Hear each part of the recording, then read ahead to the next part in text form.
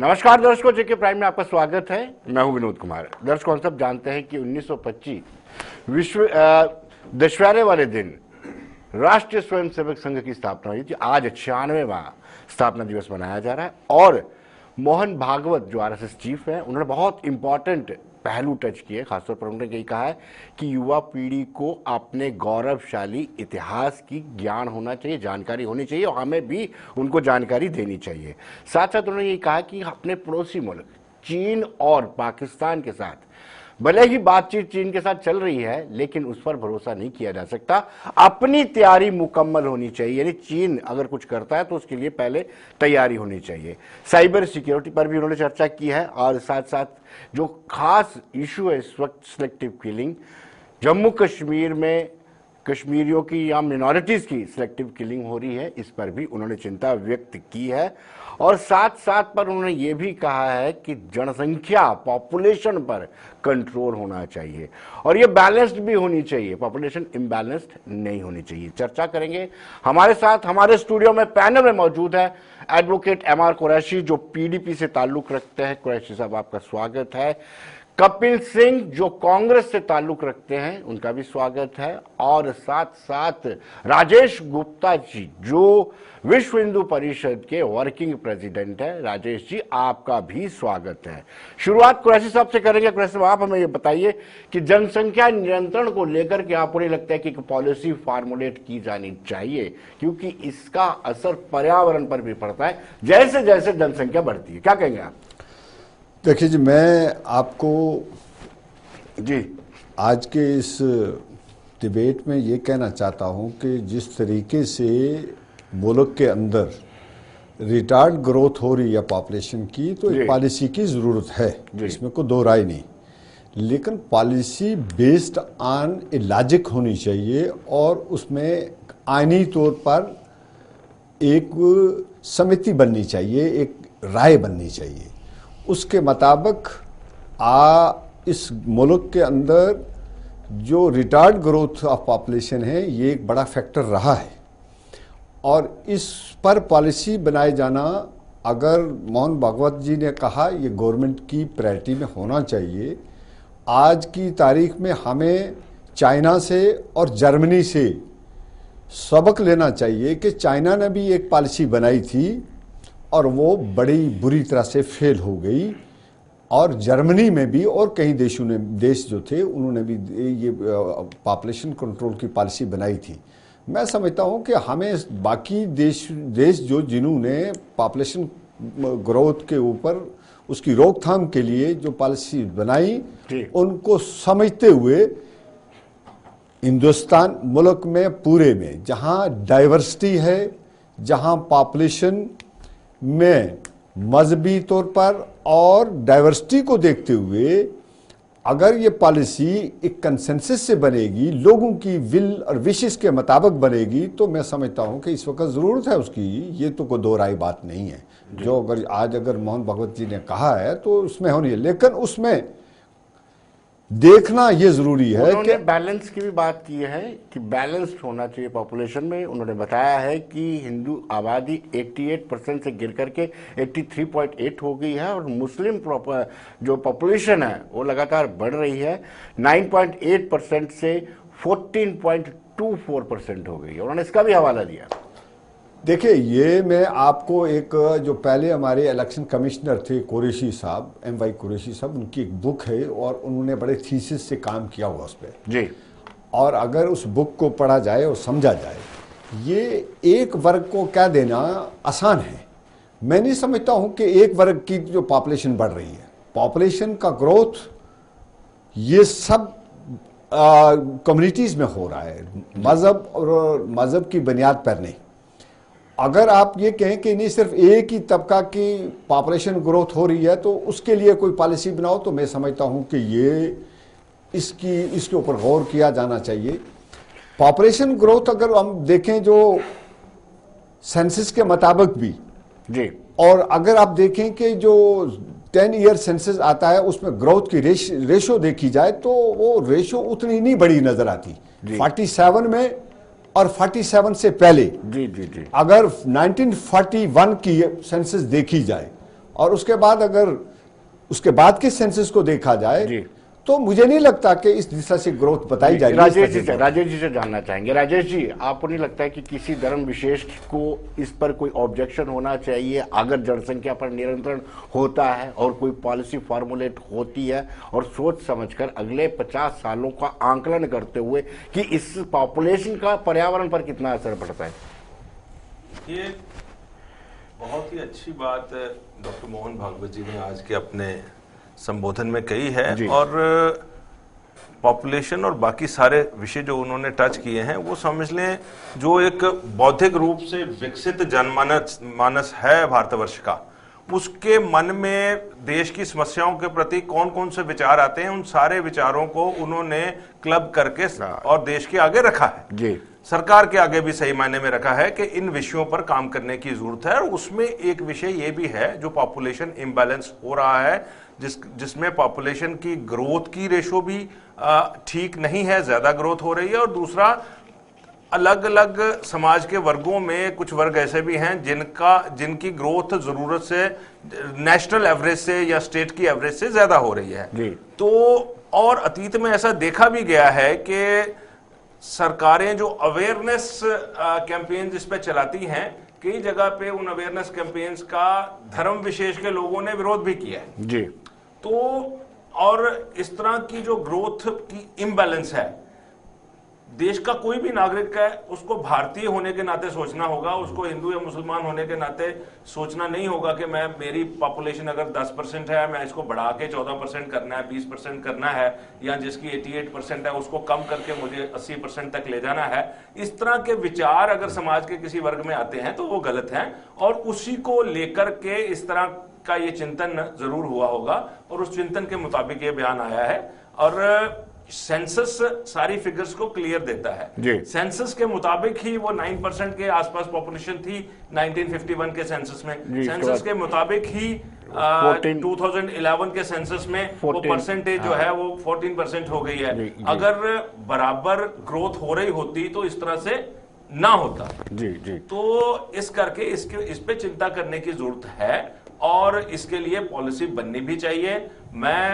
ये जो कुरैशी साहब ने कहा कि पॉलिसी कंसेंसस से बने, लेकिन पॉलिसी कंसेंसस से बनने के बाद समस्त भारतवर्ष, सारा समाज, जो अनेकता में एकता का जो हमारा एक स्लोगन है जी। उसके मुताबिक सभी धर्मों का, सभी वर्गों का समाज उस पॉलिसी को अडॉप्ट करे पूरे मन के साथ जी। इसकी भी आगे जरूरत। कपिल जी, वैसे तो कांग्रेस राष्ट्रीय स्वयंसेवक संघ के खिलाफ बोलती है, लेकिन क्या आपको लगता है कि पॉपुलेशन कंट्रोल के लिए एक पॉलिसी फॉर्मुलेट होनी चाहिए, कॉम्प्रिहेंसिव पॉलिसी, उसमें किसी धर्म विशेष समुदाय का जिक्र ना हो? हमारे प्रधानमंत्री जी नहीं, नरेंद्र मोदी जी ने लाल किले से भाषण में कहा था जी कि जो मौजूदा जो पॉपुलेशन है, जो बढ़ती हुई पॉपुलेशन है, इसके बारे में हमें सीरियसली विचार करना चाहिए। और उन्होंने खुद ही ये भी कहा था कि हम किसी को बाध्य भी नहीं कर सकते हैं। तो उन्होंने ही इस डिबेट की शुरुआत भी की थी करीब 2 साल पहले। तो उन्होंने साथ में ये भी कहा था कि एक आम कंसेंसस जो है वो बनना चाहिए, और जो इस देश की बढ़ती हुई पॉपुलेशन है, अगर हम उसके ऊपर विचार विमर्श करें तो देश की जो मौजूदा पॉपुलेशन है, जो हमारे जो रिसोर्सेस हैं, वो उसके मुकाबले में ज़्यादा है, और उसको कंट्रोल करना जो है वो हम भी समझते हैं कि बहुत ज़रूरी है। लेकिन जिस तरह से आरएसएस या फिर भारतीय जनता पार्टी के कुछ नेता, जिनके अपने बच्चे नहीं हैं, अपने परिवार नहीं हैं, वो बयानात देते हैं कि कोई कहता है कि 7-7 बच्चे पैदा करो, कोई कहता है कि 10-10 बच्चे पैदा करो, तो पहले उनको अपना घर बसा लेना चाहिए, उसके बाद उनको अपनी राय किसी के ऊपर थोपने की कोशिश करनी चाहिए। ये बात जरूरी है कि पॉपुलेशन कंट्रोल जो है वो करना बहुत जरूरी है, और आज बढ़ती हुई पॉपुलेशन जो है वो हमारे देश की समस्या है। कांग्रेस लाइन टोक करती है कि इसको पॉलिसी बननी चाहिए, पॉलिसी फॉर्मुलेट होनी चाहिए। ये पॉलिसी जो है वो एक कंक्रीट पॉलिसी प्रोग्राम के तहत बननी चाहिए, और किसी धर्म विशेष और जाति को ध्यान में रखकर नहीं बननी चाहिए। ये एक देश की समस्या है, और इसको देश की समस्या की तरह ही देखकर इसके ऊपर पॉलिसी बननी चाहिए जी। कुरैशी साहब, उन्होंने ये भी कहा है कि 370 हटने के बाद लोगों को काफी बेनिफिट मिला है, लाभ मिला है, और साथ साथ उन्होंने ये भी कहा है कि टारगेट किलिंग की जा रही है, माइनॉरिटीज की किलिंग वहां पे शुरू हो गई है। क्या कहेंगे, 370 के बाद बदलाव आया है? देखिए, मैं आपसे इत्तेफाक नहीं रखता इस सवाल से जी कि 370 के हटने के बाद 370 तो उधर ही है, ये नलीफाई की गई उसकी खंड एक को छोड़ करके बाकी सारी। हाँ, देखिए जो एक्सेशन था उसको छोड़ के अभी भी वो एक्सेशन वही है, उसी पॉइंट पर है, वन पे। उसको हम कहेंगे जब हम कहते हैं कि 370 को अब्रोगेट किया, नहीं, लीगली एंड कॉन्स्टिट्यूशनली आईनी तौर पर 370 वही है जी। ये उसकी 2-3 सेक्शंस जो है आगे सब सेक्शन हटाई गई आर्टिकल की। देखिए, ये पॉलिटिकल नैरेटिव के बेस पर सारा किया गया। देखिए, किसी एक जमात के मैनिफेस्टो में था ये कि हमने आर्टिकल 370 को हटाना है, 35 को हटाना है। मैं आपको एक बात पूछना चाहता हूं कि 5 अगस्त 2019 से पहले जो जम्मू एंड कश्मीर की आवाम की पॉलिसी, जो नजरिया था कानून का कि प्रेसिडेंट ऑफ इंडिया को पावर है 35 को रिटेन करने का, और यहां पूछा जाता था कि 35 से बैकडोर एंट्री है, किसी पार्लियामेंट के बिल से नहीं आई, किसी पार्लियामेंट ने अमेंडमेंट करके नहीं डाली गई।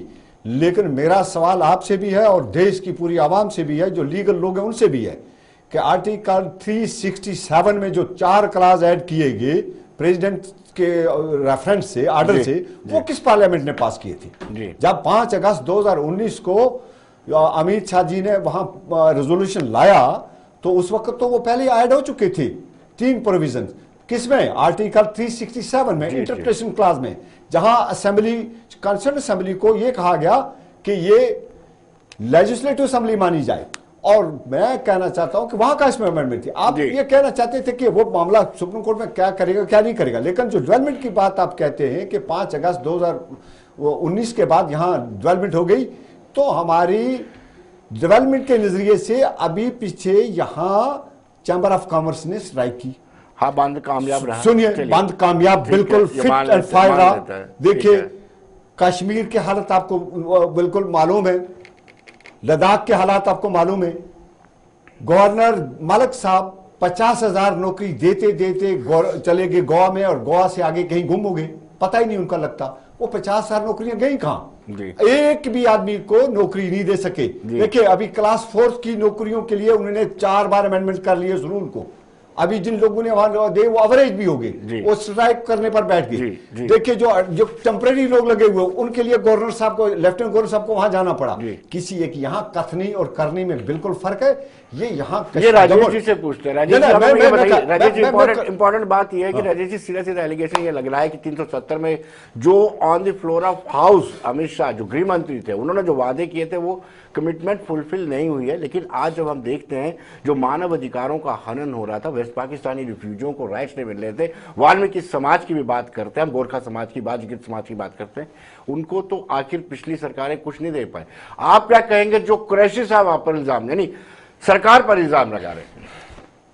पहले मैं थोड़ा सा, ये कपिल जी ने जो कहा रिगार्डिंग पॉपुलेशन कंट्रोल मेजर्स जी, और इन्होंने कुछ, आई डोंट नो किस किस स्टेटमेंट इन्होंने रेफर की, 7-7 बच्चे पैदा करने की। मैंने कही किसी रिस्पॉन्सिबल आदमी की तो स्टेटमेंट इस तरफ से ऐसी सुनी नहीं, लेकिन फिर भी मुझे वो याद है जब मैं स्कूल में पढ़ता था, कोई नसबंदी हुआ करती थी, और ऐसा लगता था कि स्कूल के मास्टरों को भी ज़बरदस्ती लेकर के तो उनका वो मेडिकल ट्रीटमेंट किया जाता था कि बच्चे ना पैदा कर सकें, और उस वक्त कांग्रेस की सरकार थी। तो कम से कम इतना मैं एश्योर कर सकता हूं कि जो डिबेट भारत के प्रधानमंत्री ने और जो परम पूजनीय सरसंघ चालक जी ने शुरू की है, उसमें उस तरह का प्रोविजन नहीं होगा कि कोई राह चलता जा रहा है या स्कूल में कोई टीचर पढ़ा रहा है तो उसको कहा जाए कि चला भाई इस वैन में बैठ जा और तुझे अस्पताल में जाकर के हम तेरी नसबंदी कर देते हैं और उसके बाद तुझे घर भेजेंगे और तनख्वाह लेनी है तो ऐसा कर। ऐसा समय कभी नहीं आएगा, वो एक बार हिस्ट्री में हो चुका है। और दूसरा, जो कुरैशी साहब ने कहा कि चाइना या जर्मनी में इस तरह की पॉलिसीज फेल हो चुकी हैं, मैं उसको फेल नहीं मानता। Those were aimed to achieve some certain level of growth, और वो जब उनकी वो ग्रोथ लेवल को उन्होंने, जिसको कहते हैं न्यूट्रल पे या जीरो पे ले आए वो, और उस वक्त आके उन्होंने उस पर दोबारा सोचना शुरू कर दिया। That means objective was achieved. Objective achieve होने के बाद उस पॉलिसी को लागू हुए 20, 30, 40, 50 साल हुए हैं, उसके बाद उनके रिव्यूज उनके वहां पे चल रहे होंगे। तो this is how it has to be viewed. Second, जो चीज आप कह रहे हैं पोस्ट 5 अगस्त 2019 के हुआ ही कुछ नहीं है, या ये जो चेंजेस की गई हैं ये कामयाब नहीं है, मैं इससे इत्तेफाक नहीं रखता हूं जी।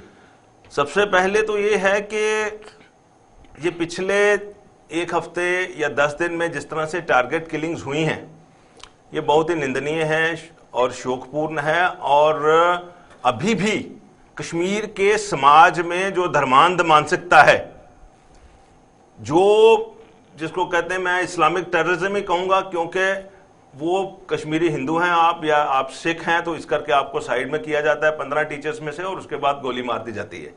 तो ये इस्लामिक टेररिज्म या पाकिस्तान सपोर्टेड टेररिज्म, उसका जितना विरोध कश्मीर के समाज की तरफ से आना चाहिए था वो नहीं आया, और ये अफसोस की बात है जी। कश्मीर का व्यापारी पूरे भारतवर्ष में ट्रेड तो करना चाहता है जी, लेकिन अगर बाहर का कोई गोलगप्पे वाला भी आके वहां पर कहता है कि मैं गोलगप्पे की रेडी लगा लूं, तो उसको ये गोली मरवा देते हैं, और उसके बाद इनको शर्म नहीं आती कि उसकी ये निंदा भी नहीं करते खुल करके। मुझे बताइए कश्मीर चैम्बर ऑफ कॉमर्स ने क्या इसकी निंदा की है जी? तो ये कश्मीर चैम्बर ऑफ कॉमर्स का प्रेसिडेंट ही था वो मुबीन शाह, जिसने टीआरएफ जैसी ऑर्गेनाइजेशंस को प्रोवोक किया, सपोर्ट किया और उनको खड़ा करवाया। ये मैं इन बड़ी रिस्पॉन्सिबिलिटी के साथ कह रहा हूं। अब दूसरी बात आ गई कि पोस्ट 5 अगस्त 2019 पॉजिटिव डेवलपमेंट्स क्या हुई हैं, एक्नॉलेज करें या ना करें। आप ही की गवर्नमेंट थी पीडीपी की, जिसमें आप ट्राइबल अफेयर्स मिनिस्ट्री भी आप लोगों के पास थी, और हमारा जो ट्राइबल समाज है, गुजर बकरवाल, उनको राइट्स थे, और उनको आपने राइट्स नहीं दिए। आज उनको राइट्स मिले हैं, 600-700 लोगों को सर्टिफिकेट्स बांट दिए गए हैं। गवर्नमेंट ने कहा है 2-4 महीने में उसको सारा पूरा करो, ठीक है। ग्राउंड लेवल पे उनको ये सारा दिया गया है। पंचायतों के डीडीसी इसके ये जो चुनाव हैं, जो ग्रास रूट लेवल पे डेमोक्रेसी को लेकर के जाना, ये इसी कालखंड में हुआ है जी। उससे पहले तो वो संभव ही नहीं होता था। और स्पेशली जो कश्मीर बेस्ड लीडरशिप थी वो एक्सपोज हो गई कि जब कभी इस तरह के इलेक्शंस आने हैं, पंचायत के इलेक्शन आने, हम बायकॉट कर देते हैं, क्योंकि हमारे रिश्तेदारों ने तो पंच सरपंच बनना नहीं है। जब एमएलए का इलेक्शन आएगा तो फिर हम खड़े हो जाएंगे, क्योंकि हमने लेजिस्लेचर के मेंबर्स बनना है। तो इस तरह की बातें जो है साइमल्टेनियस, आपने खुद ही कह दिया कि जो रिफ्यूजी थे, जो वाल्मीकि थे, उन सबको इक्वल सिटीजनशिप राइट्स हमने अब मिले हैं। कपिल जी, ठीक है जी, तो कपिल जी आपसे जानना चाहूंगा कि आरएसएस चीफ ने यह भी कहा है कि अब आतंकवाद को जोरदार तरीके से कुचलना चाहिए। सिलेक्टिव किलिंग का हवाला देते हुए उन्होंने कहा कि जैसे पहले चुन चुन के मारा जाता था, क्या आतंकवाद से डील करने में सरकार विफल रही है?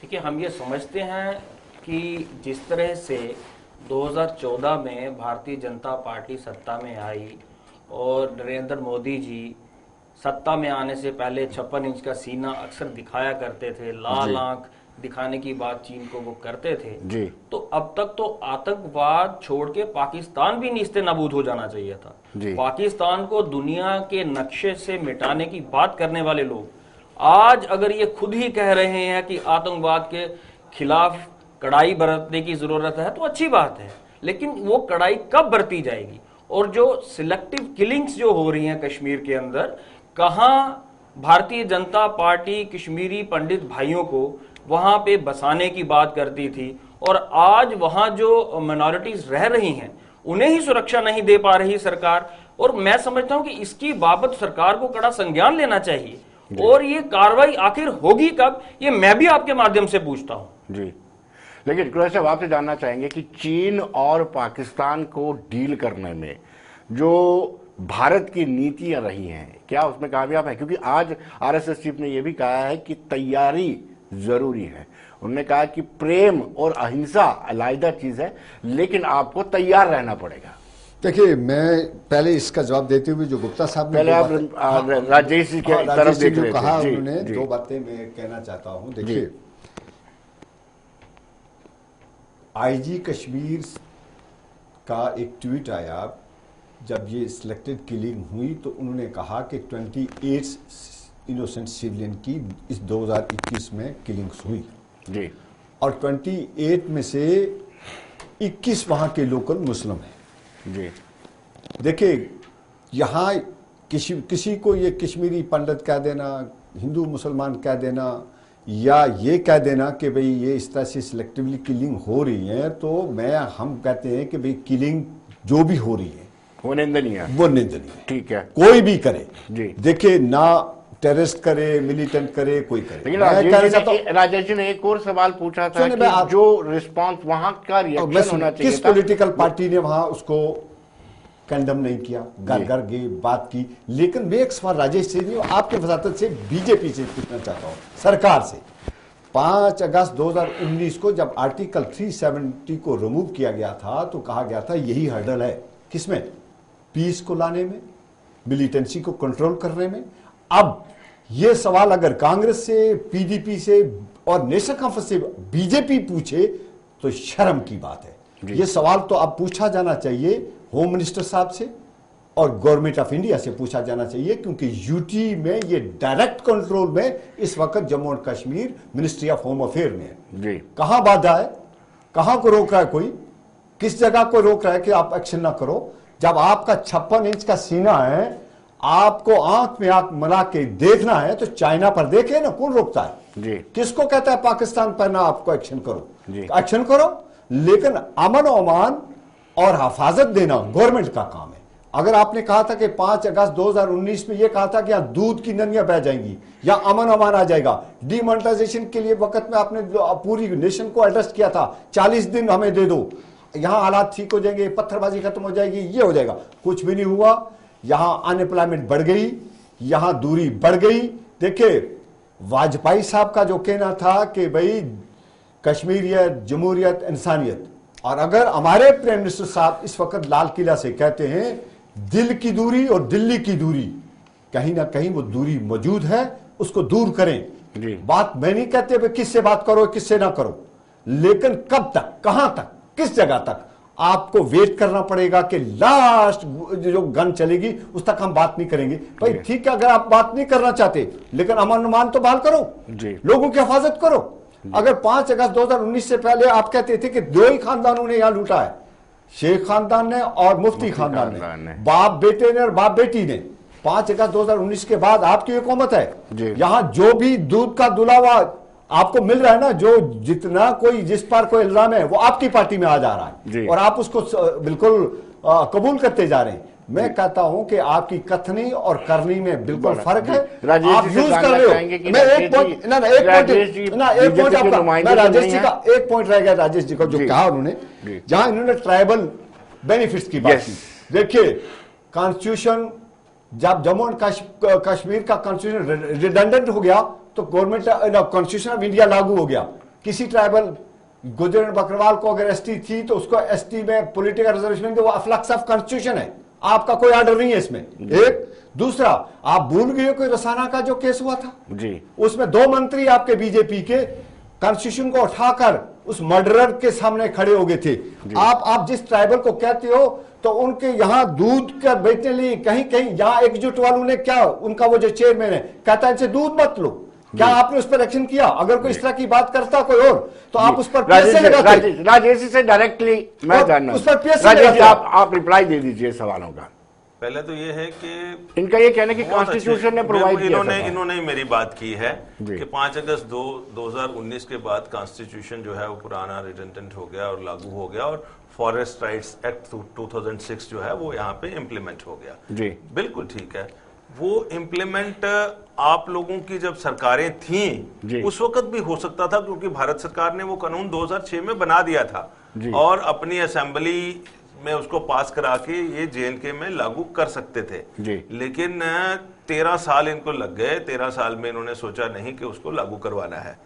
तो इसीलिए तो ठीक कहा भारत सरकार ने, इसीलिए ठीक कहा अमित शाह जी ने, इसीलिए ठीक कहा संघ विचार परिवार की तंजीमों ने कि भारतवर्ष का कॉन्स्टिट्यूशन जब लागू होगा तो जिन लोगों को अधिकार नहीं है वो स्वतः मिल जाएंगे, चाहे वो SC ST समाज के लोग हों, चाहे वो गोरखा समाज के लोग हों, चाहे वो रिफ्यूजी हों, और चाहे जम्मू कश्मीर की हमारी माताएं बहनें हों जिनकी शादियां जम्मू कश्मीर से बाहर हो जाती थी और उनको डिप्राइव कर दिया जाता था even of the right of inheritance, के पिताजी प्रॉपर्टी देना चाहते हैं, नहीं तेरे बच्चों को नहीं जाएगी। तो ये बात बिल्कुल क्लियर है।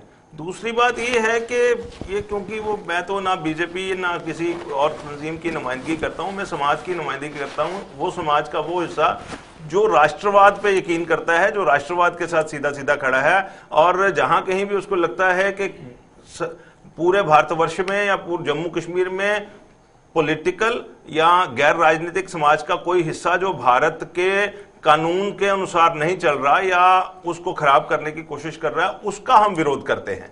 और अगर भारतीय जनता पार्टी आज अच्छा काम कर रही है, जिन्होंने के ये 5 अगस्त 2019 वाली अमेंडमेंट्स यहाँ पे लागू करवाई हैं, माताओं बहनों को अधिकार दिलवाए हैं, एसटी समाज को अधिकार दिलवाए हैं, तो अगर कोई लोग पॉलिटिकल पार्टियां छोड़ के उस तरफ जा रहे हैं, उस विचारधारा की तरफ जा रहे हैं, तो उसमें प्रॉब्लम क्या है? क्योंकि वो लोग जब तक आपके साथ थे तो वो शायद गंगा जल के धुले हुए थे, अब वो आपको छोड़ करके उधर चले गए हैं और आपको साथ ही लेके गए, तो इस करके वो गंदे हो गए। ये आप लोगों ने तय करना है। ये आप पे संगीन आरोप लग गया, सीधा कहता हूं, आपको नहीं लिया गया बीजेपी में इसलिए वो गंदे हो गए, आपको बीजेपी में नहीं लिया गया इसलिए वो गंदे हो गए। मैंने आरोप नहीं लगाया। आज जो मैं कहूंगा कि भारतवर्ष में जिस तरह का राजनीतिक माहौल है ना, कि क्यों लगी हुई है सबकी कि बीजेपी की तरफ, उनको लगता है कि राष्ट्रवादी पार्टी यही है, यही देश का उत्थान कर सकती है, और जो लोग समझदार हैं उसकी तरफ जाने की कोशिश कर रहे हैं। मैं इसलिए क्या कि जो